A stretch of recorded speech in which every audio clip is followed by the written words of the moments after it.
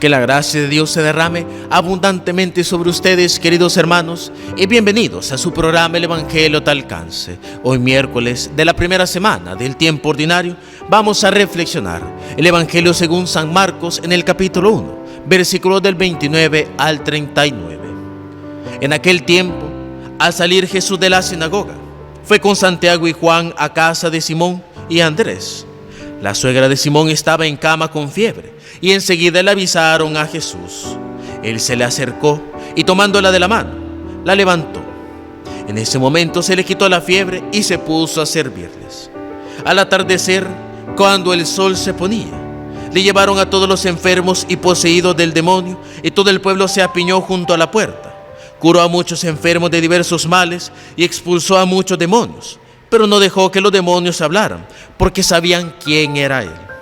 De madrugada, cuando todavía estaba muy oscuro, Jesús se levantó y salió y se fue a un lugar solitario donde se puso a orar.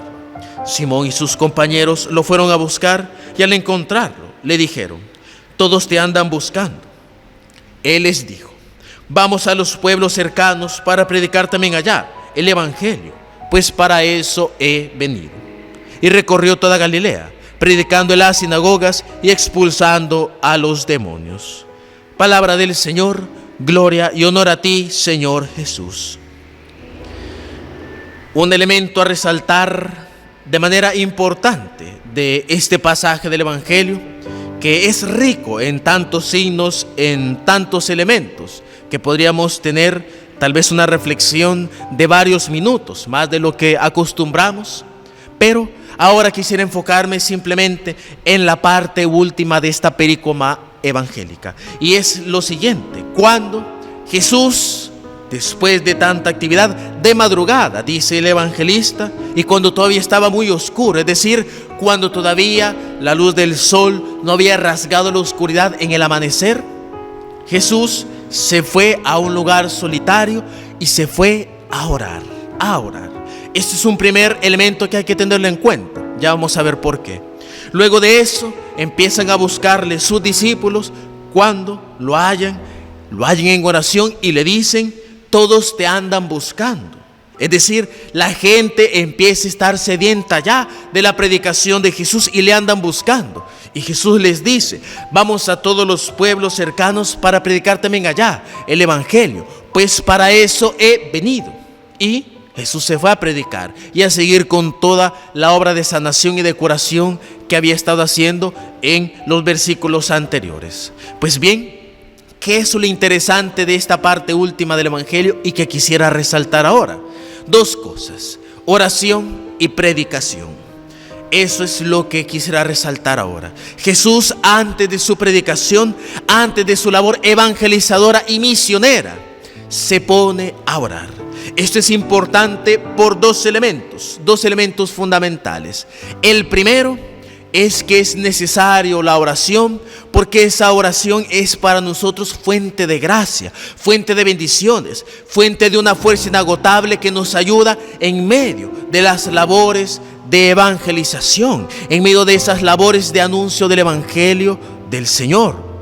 Porque nos encontramos en un contexto y que ha sido siempre parte de la historia de la iglesia desde el mismo Jesucristo, pasando por los apóstoles, los padres apostólicos, los padres de la iglesia, los apologistas y toda esa gama de santos ininterrumpidas que ha habido en la iglesia católica. Pues bien, siempre la evangelización ha sido algo difícil y la oración es un momento de encuentro con el Señor para que Él nos dé la gracia necesaria para afrontar esas dificultades.